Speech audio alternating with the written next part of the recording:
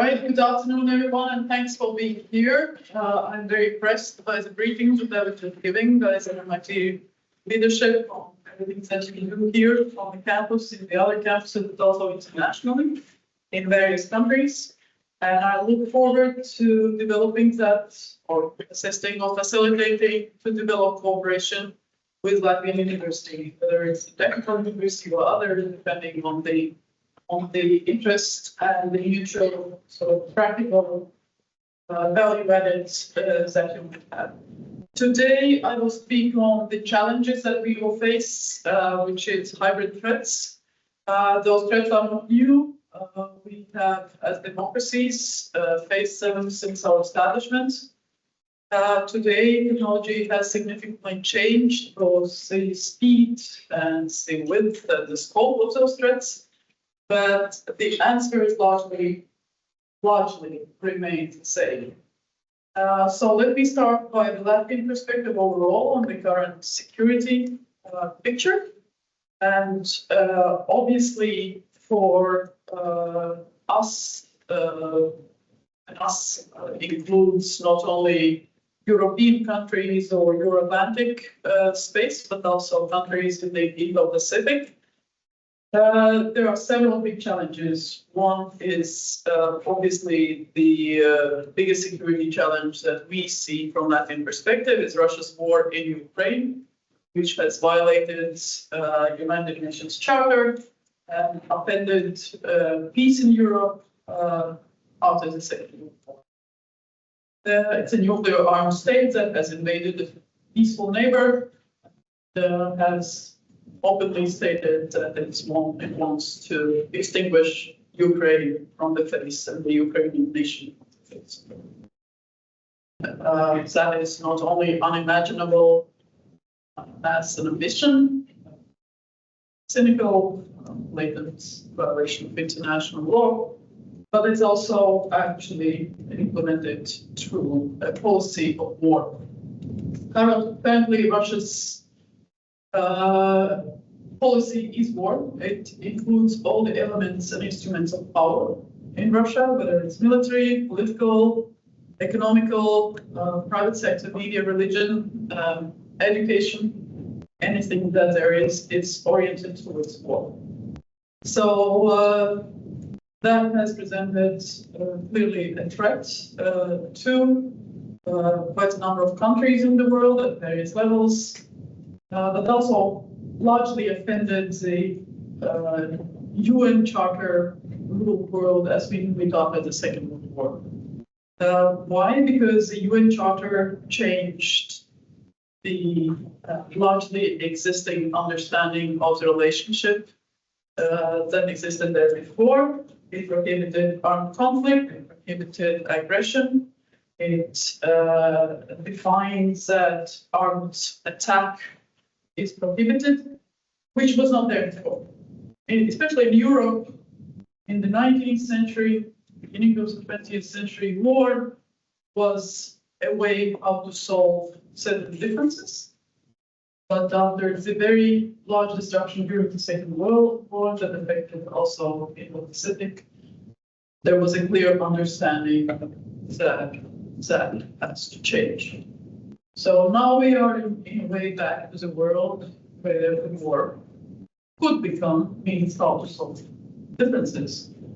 And what we are seeing is that countries are not very much in favor of that, neither in Europe, nor in Indo-Pacific, nor in Africa, or in other continents. And that's why there has been such a large majority in the UN clearly defining that Ukraine's territorial integrity, that Ukraine's ability to maintain itself as a country is in their interest. So we have seen that in the votes in support of Ukraine, but we have also seen that through the votes of excluding Russia from International Court of Justice, International Maritime Organization, and a number of the boards of those organizations, and a number of UN Executive Board, UNESCO Executive Board, and quite a number of other organizations. So we can say that largely internationally, there is consensus that the UN Charter, that the rules-based world is still something that we all want. Now, what do we do about it? Obviously, in our rule book, quite clearly, Ukraine's victory is something that should come first. Ukraine should be able to defend herself. Ukraine should be able to define parameters for peace when it comes to the time that it comes to the negotiations. So support to Ukraine has been crucial to enable self-defense. In Latvia, we provide about 1% of GDP in support of Ukraine, both military, non-military, financial, humanitarian, and other support. People send their cars to Ukraine, people send money, you know, there are business organizations buying drones, and so on and so forth. It has also meant a lot of engagement for the technology companies and industries that have produced stuff, software, tech for civil use in applying it to military needs. And that has prompted another round of innovations, adjustments, and a cooperation in Euro-Atlantic space, but also we are looking forward to expand that in Australia and elsewhere, so in Indo-Pacific, to make sure that when we speak about democracies, when we speak about ourselves, that we are able not only to provide defense to Ukraine, but also to provide the most technologically advanced capabilities for ourselves. And that is both for the hard military equipment, but also for technologies that are so-called dual use, and also future technologies, whether it's quants or AI applications and so on and so forth. So that has been sort of a consequence of that very cruel war, where largely both the public and private sector in Europe has been sensitized and incentivized to jump into a different sort of development stage. So yesterday at the roundtable with the tech companies from Australia, from New South Wales, and we discussed actually these practical collaboration aspects, because there is a lot happening in Australia, there's a lot happening in Europe and Latvia. So how do we do that together? How do we work together? Because we can have something that is useful for Australia. There can be synergies on both sides benefiting both of us. In the same time, we know that for the next predictable time, we don't know whether that's a year or two, Russia is not going to stop its war. So there has to be also very concrete policy action to degrade Russia's military capabilities. That relates both with regard to limiting Russia's income and budget. It finances the war directly from its budget. So the income from oil, income from gas, income from fertilizers and other exports that Russia does has to be limited, minimized, to minimize that capability to conduct war, but also limiting Russia's ability to gain technology. So that is why we highly appreciate both Australia's support to Ukraine. Australia is the largest non-EU, non-NATO country providing that support to Ukraine, but also the fact that sanctions that have been imposed by Australia clearly are meant to prevent Russia to get that access to technology to conduct the war, whether that's chips, whether that's machinery, tools, and so on and so forth. So that is something that we encourage other countries to do. And we are an external border of the EU and NATO, so we see what kind of exports go in Belarus or Russia, whether they are meant for Central Asia, that they reach Russia. So quite clearly, that is a big area where we all together need to ensure that countries that are hostile, countries that are running the war or enabling the war, don't get the results of our intellectual work, don't get the technologies that we have, don't get something that can advance those intentions or the war itself. And then the third level, that is our priority, as I explained, is international solidarity, creating that understanding what it means that it's not just a regional war somewhere in Europe. It's not just something that is happening between the two countries in Europe, but that it affects everyone around the world. So that's why today in Australia yesterday, we discussed the issues with Minister Wong, but also with businesses, with other representatives. I'm also traveling to Singapore, to Indonesia and Korea to discuss with leaders there what can we do together. Then on the hybrid part, because Russia's war is both conventional and non-conventional. And that has been Russia's playbook forever, both when it was still the Soviet Union. Now, the means of using threats that are below the conventional and then escalating to the conventional is part of the same military toolbox by Russia. There can be other countries applying parts of it without a conventional element. So there can be just hybrid threats. But as far as Russia is concerned, there was always that part of connectivity between the conventional and non-conventional threats and actions. The cyber attacks that we have seen largely stem from Russia, but also from China. We have also seen Iranian attacks, North Korean attacks, and what has been a state and non-state actors, of course. And what has been remarkable is the increase in collaboration and cooperation among a variety of countries and groups of countries.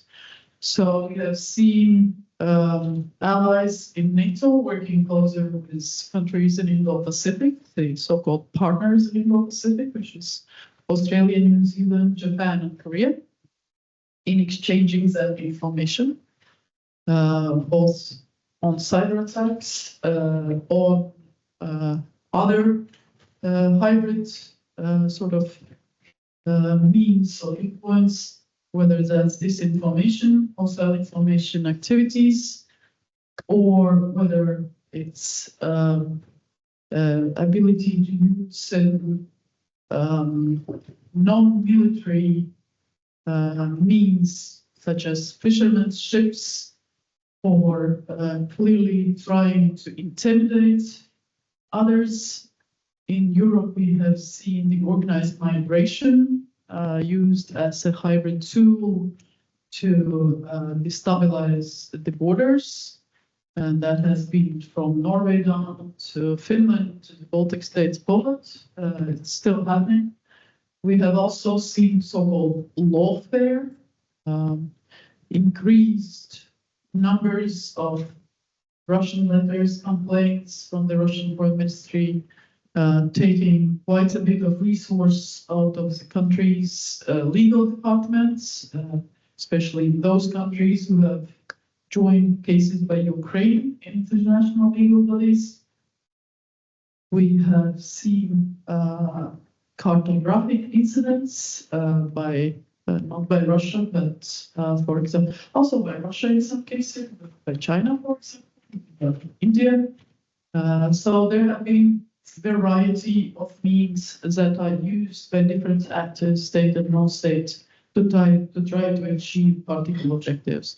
As I said, for us in Latvia, it has clearly been by Russia that we have seen a variety of hybrid and conventional methods in Ukraine, and also challenging us through hybrid means across the EU and NATO. One of the angles with regard to Russian tactics that is important to know is that There are a number of states that Russia has defined as hostile states for itself, which is the EU, NATO, but also countries in this region. And it uses means of influence to achieve its objectives. Again, different countries, different objectives. But there are methods for the use of those influences that Russia has, or Soviet Union has used since its establishment, so since 1920s. And one is the political capture of elites. So that is mostly done by human intelligence. So humans trying to penetrate those elites, and the elites in the widest sense. They did that, and they tried that also before the war in Ukraine, through corruption, through compromise, through hack and leak operations. And the idea is to capture someone as high as possible, because then the rest, either of organization, are loyal to Russia, to this person. So the implementation of their tactics is much easier. So clearly that has been taking place in all the countries, wherever it was in France or Germany or other places. And whether those are journalists, whether those are politicians, whether business leaders, critical energy company leaders, and so on. So the expulsion of Russian spies, Russian so-called diplomats under the cover, but also illegals, was the most efficient counterintelligence activities that was done, and that decreased significantly Russia's ability to continue this. They have replaced that with some other methods. There is still quite a number of presence of Russian diplomats in European countries, either by the embassies or international organizations, and so on and so forth. But it's much more difficult. That is something that has been one of the tactics that Russia has. Now, obviously, through technology, and as I said, the cyber attacks, the penetration, the disinformation operations, whether it's on social media platforms or through publications and fake publications, or the use of AI, where we expect it will be bigger and bigger, both in terms of text, the images, the impersonations, and so on and so forth. That has sort of created the ability to literally question everything, to try to identify something that is spread on social media, through social media platforms, and uncover whether it was a fact or whether it's fake. It's actually taking much more time, and meanwhile, it has spread, and nobody knows whether it has had an effect or not. And we saw that in a number of elections in Europe, that indeed was a factor. So quite clearly there was an effort to do that. Whether it resulted in the actual effect on the election, that's a different thing. I'm not going to define that. But there was that effort to influence elections. And we expect and predict that that will be more and more. And it will be more difficult to uncover it. So actually having that resilience in our societies, that understanding of our societies, that these are the methods that state actors that are not necessarily friendly can use, is very important. Today, and in the last years, at the start of the war, that objective has been to weaken support to Ukraine, so undermining that political unity in our countries, questioning whether Ukraine is using the resources properly, whether Ukrainians want to fight in the front, whether they are using some type of destructive means or weapons of mass destruction. So there have been quite a bit of disinformation and various narratives spread in various channels to mostly question the support to Ukraine in our audiences, in our elites, but also split Ukrainians themselves. And then splitting is another method. It doesn't really matter what issue is needed to split the mainstream social groups in our countries. Any issue will work. Any issue will work. And that is done through rather cheap means. The internet trolls, still the factories exist. The bot attacks still exist. So vegging into internal political debates and finding an issue that splits society is something that is happening.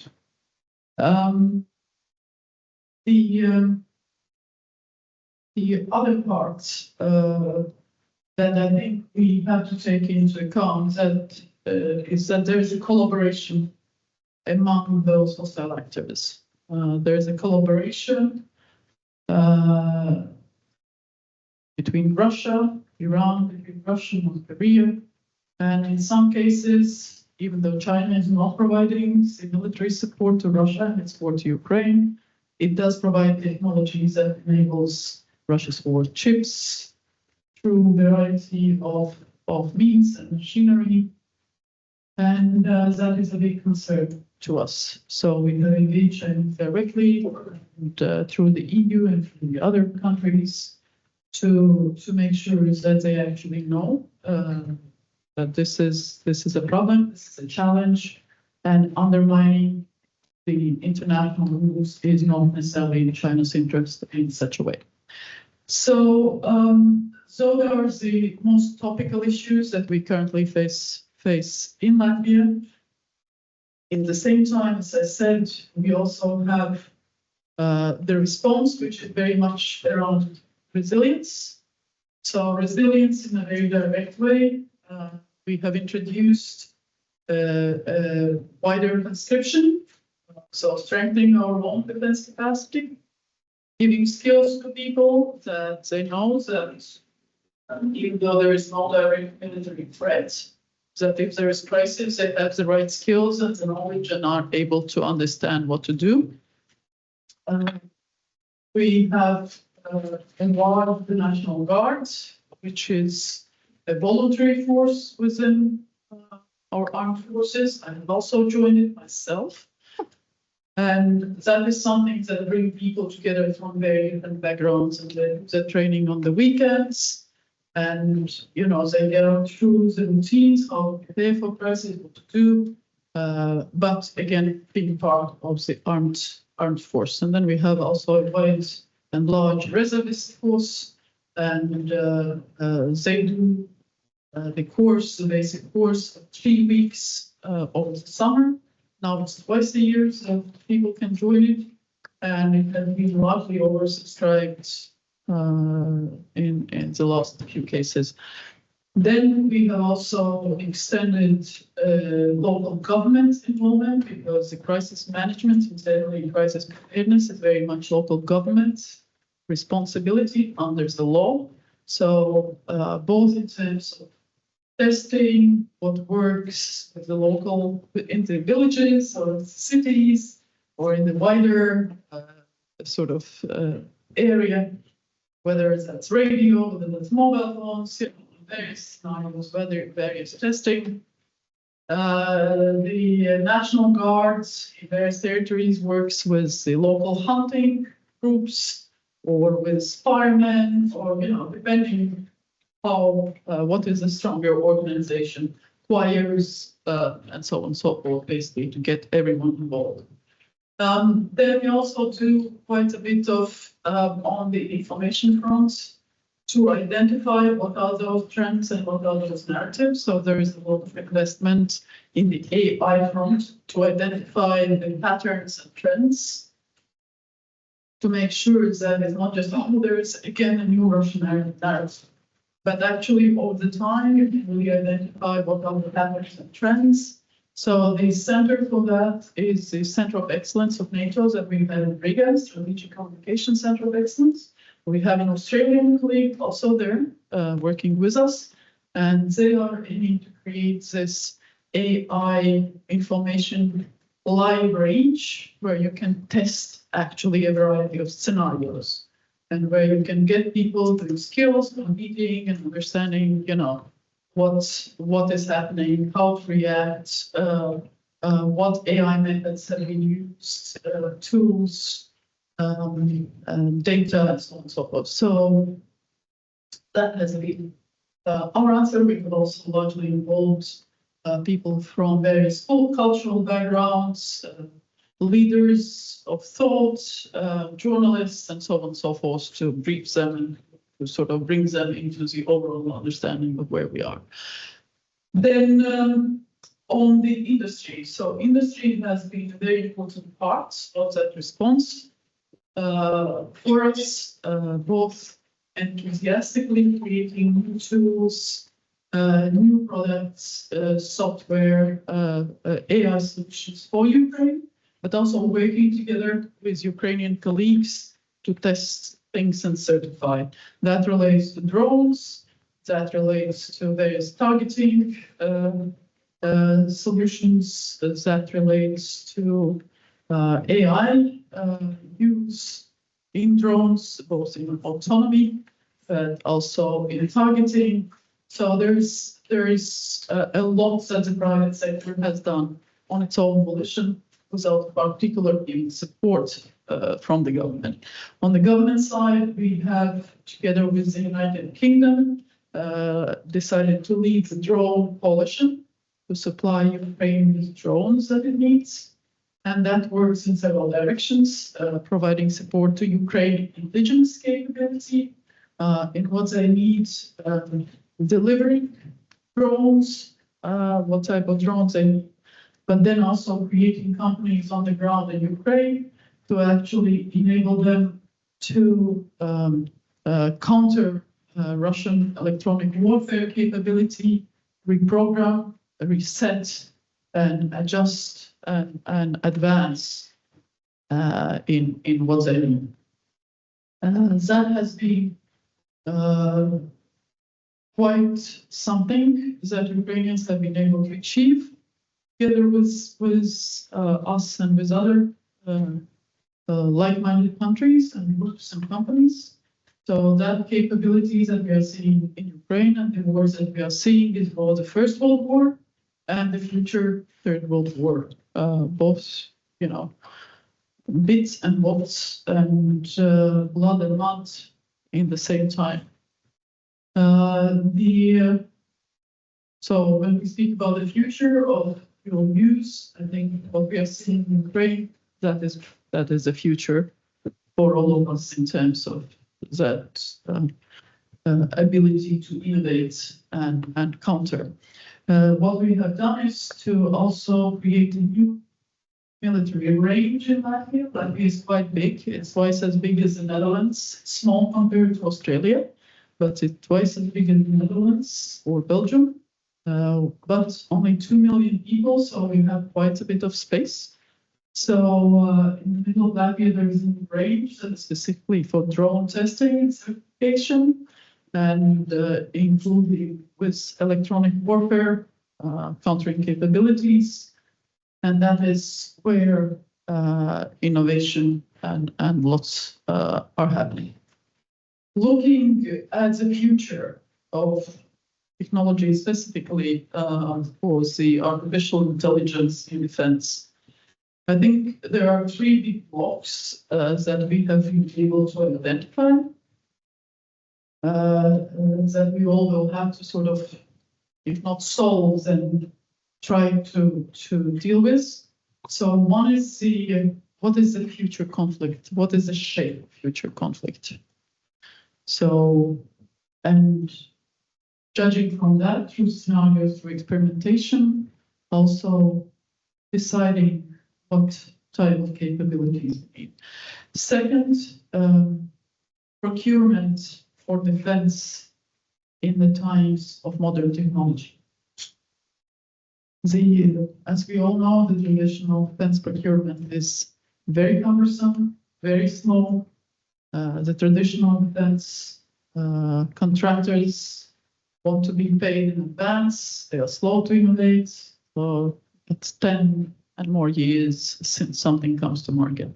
For today's tech or for tomorrow's tech, that is too slow, and it's slowing development. It's slowing actual adoption, rapid adoption for anything related to tech and AI in particular.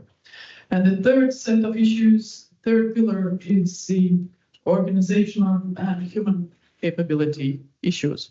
What type of AI workforce are we going to have? So I think one point that I did mention is that the war in Ukraine has a transformational, revolutionary, rather than incremental development stage. So it will be a turnaround for the AI use in defense. And it's not only drones themselves, it's not only the fact that autonomy in action is happening, and the targeting, the use of munitions is happening. It's from what we know from open sources. I'm not revealing any type of information, but it is revolutionary. And where is the human element there will be a good question.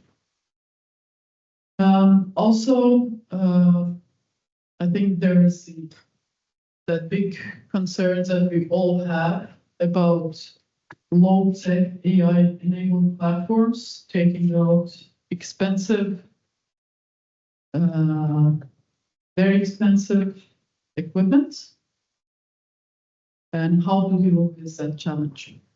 Whether it will be a low-tech AI-enabled work in the future, autonomy, or will it still be, very intensive labor and financial aspects and costly equipment out in the battlefield? So what is that future shape of the conflict? Is the enablement by the satellites, in the same time low-cost interruptions and interferences that Russia is conducting? It all will have to be tested, developed by ourselves, and answers found. I did mention the procurement issues, and I think that is a real obstacle. So one of the possible solutions is to develop those innovation ecosystems and let them work alongside traditional defense contractors, where the governments would not promise so much to buy the AI or the software or whatever is produced as a result, but actually provides a long-term commitment for development and safe space of computing. I think those two elements will have to be adjusted. Then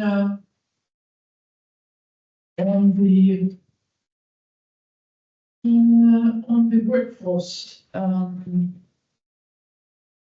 think that is the most challenging. There will be part of low-tech functions taken over by AI, but how to sort of integrate in our social welfare systems and what roles are there for humans? Are we brave enough to try to experiment with that?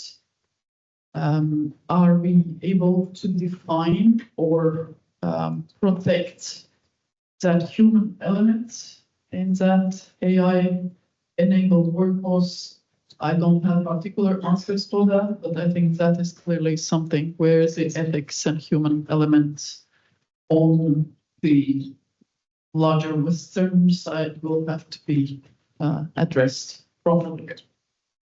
So those are, I think, the main sort of three big elements that we see in the current development of this AI revolution in defense that we will all be dealing with.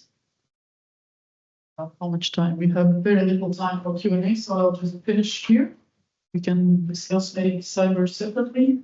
But there are a number of trends, I think, that are important also for cyber for all of us, whether those are political trends, I mentioned the state, non-state actors, and the effect on elections, but also economic trends such as data collection and analytics to assess the behavior that we are struggling with.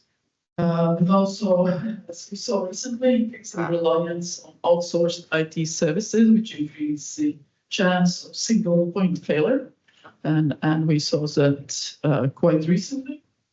And especially for SMEs, that will remain a very, very big challenge.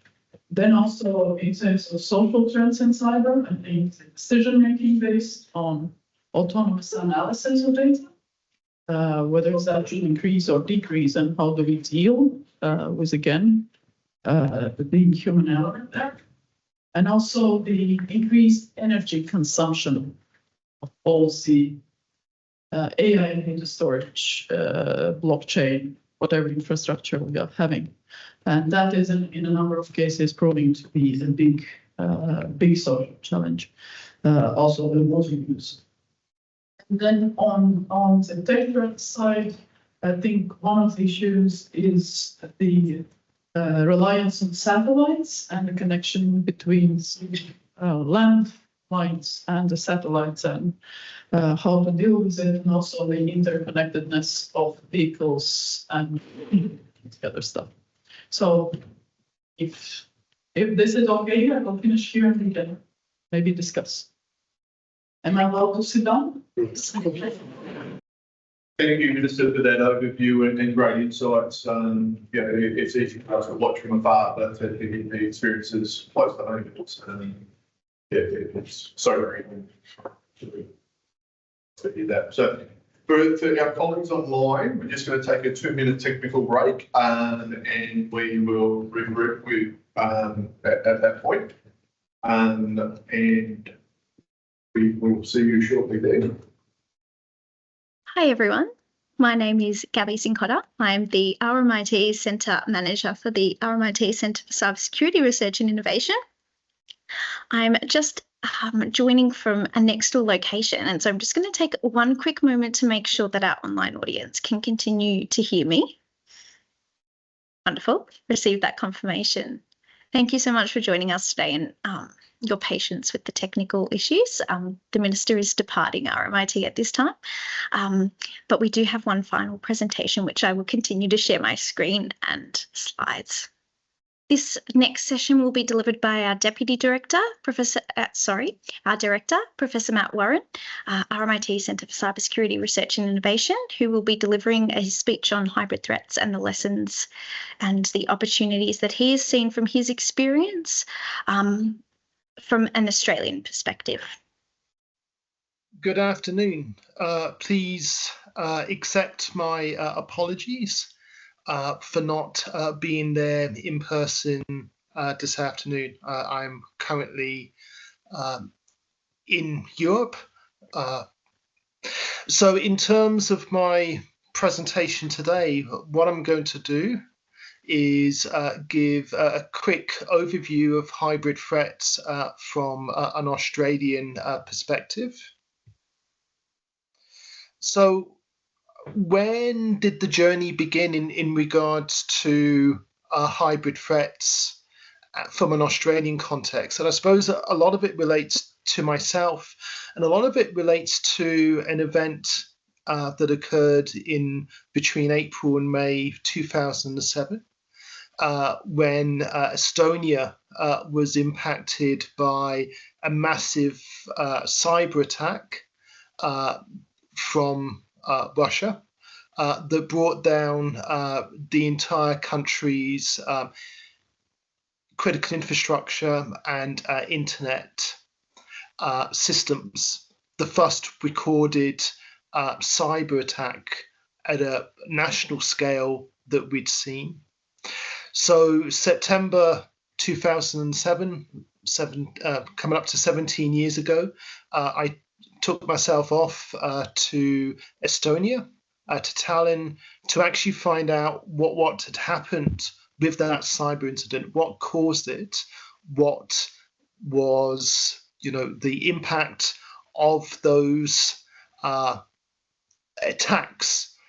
And they were more than just technology based, they were also, political information before we had sort of fake news. So again, that sort of started, I suppose, a journey 17 years ago that really has taken me across the Baltics, spending a lot of time in, Estonia, Lithuania, and Latvia to understand really, the issues of at that time cybersecurity, but again, development into what we now know as hybrid threats.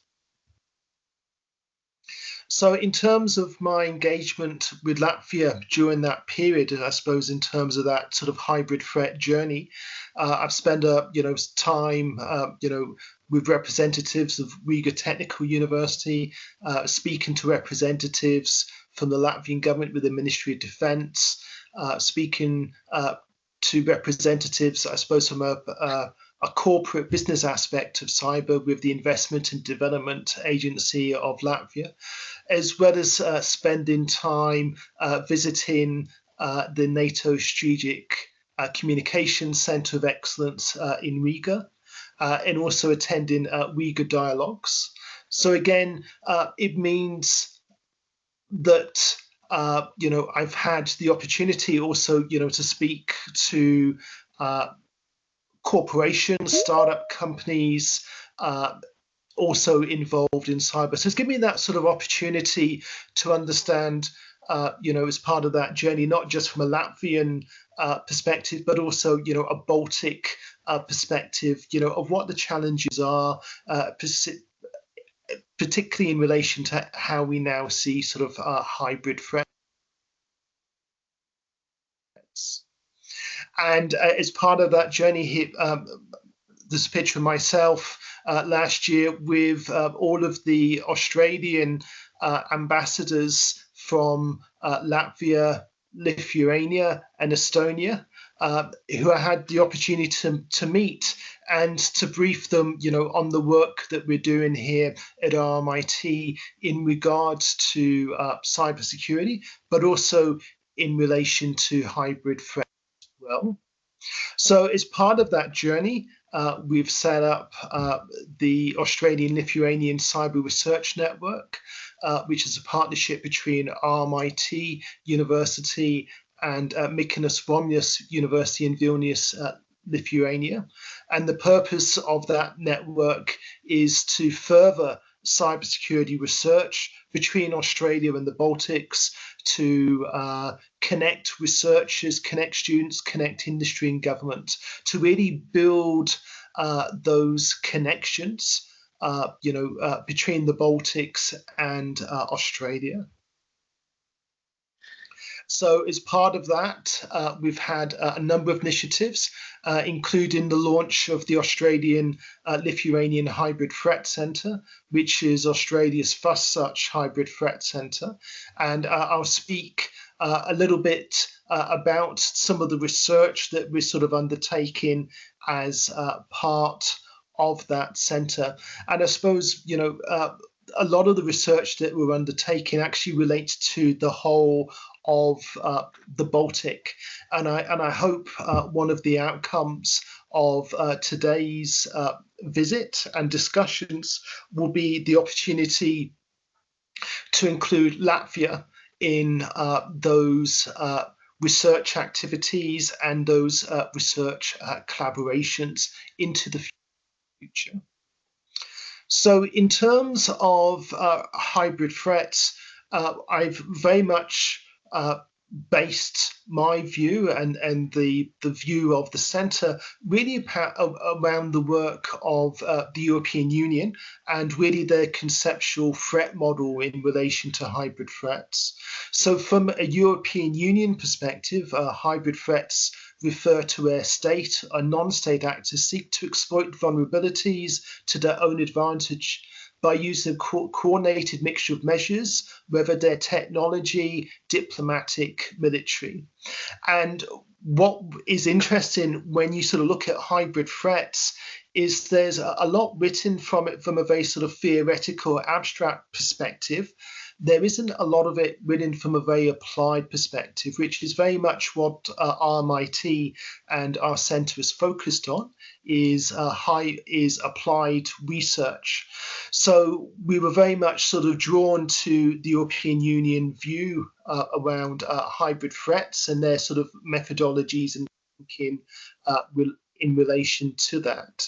So in terms of our work, the key model that we're using in terms of hybrid threats is the European Centre for Excellence for Countering Hybrid Threats conceptual model for hybrid threats.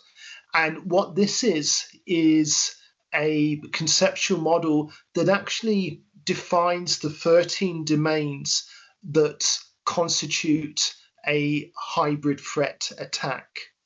And I had honoured to have the opportunity to spend time at the European Union Hybrid Threat Centre in Helsinki, Finland, to actually learn about this model and learn about its application, and also had the opportunity to visit a number of centres of excellence and regional security centres across the Baltic, also to learn about this approach. And the EU hybrid threat model consists of these 13 domains. And what's interesting is these 13 domains relate, from that technology perspective, political, society, economic, legal. And what the premise is that an attack against a country draws upon 3 of these threat models in terms of contributing to what is a hybrid threat attack. So certainly historically, in Australia, for instance, we tend to think of things only as being a cyber attack or only, being, economic sanctions. We don't necessarily think about, well, what if those threat domains were actually brought together and coordinated? And this is, one of the strengths that we see with the work that comes from the European Union. So in terms of the research that we're sort of undertaking with the Australian sort of Baltic focus through the Australian-Lithuanian Hybrid Threat Centre, we have a number of projects that look at a number of areas. So we are looking at the European Union hybrid threat modelling techniques.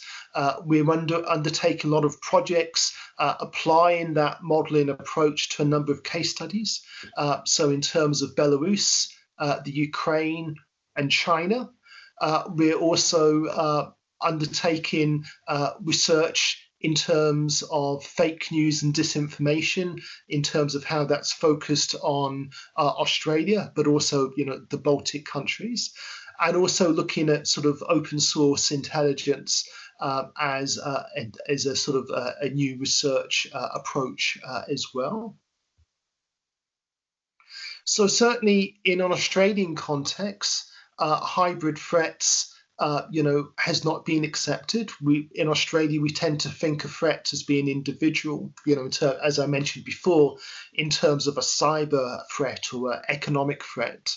But the Baltics, including Latvia, are actually living this challenge of hybrid threats, and they face ongoing challenges from a number of countries. And again, with seen example after example of the challenges that the Baltic states have faced, and that's what a lot of our research has been focused on, is being able to share those examples from a Baltic context in a much greater context, including in an Australian context.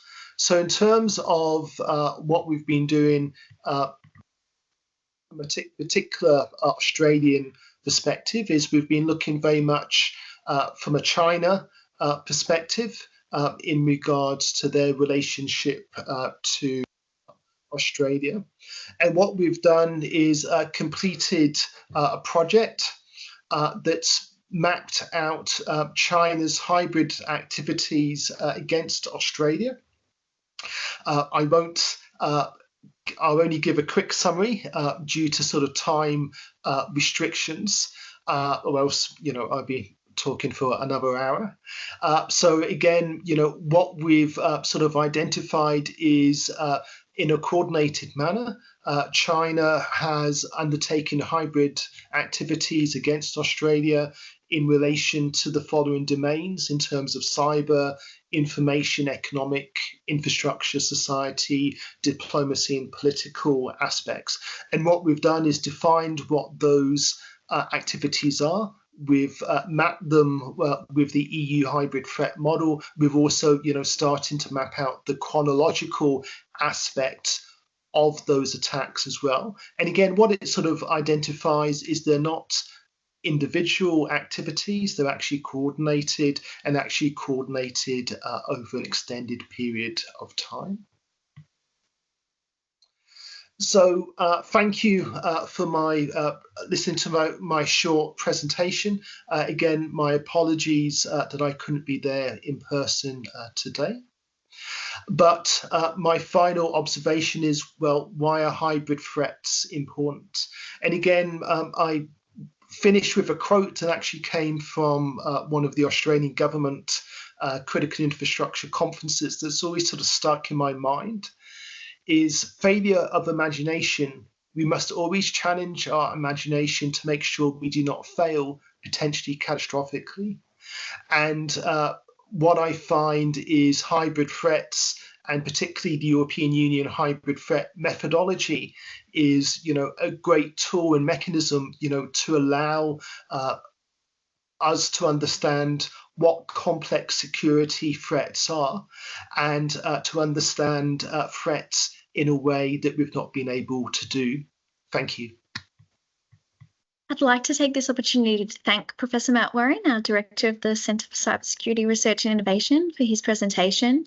And we also wish to extend our thanks to Her Excellency, Ms. Baiba Braže, from our Foreign Minister of Affairs from Latvia, for your presentation. Thank you so much to everyone who's joining us virtually today. And we've now come to the conclusion of the event. So thank you very much.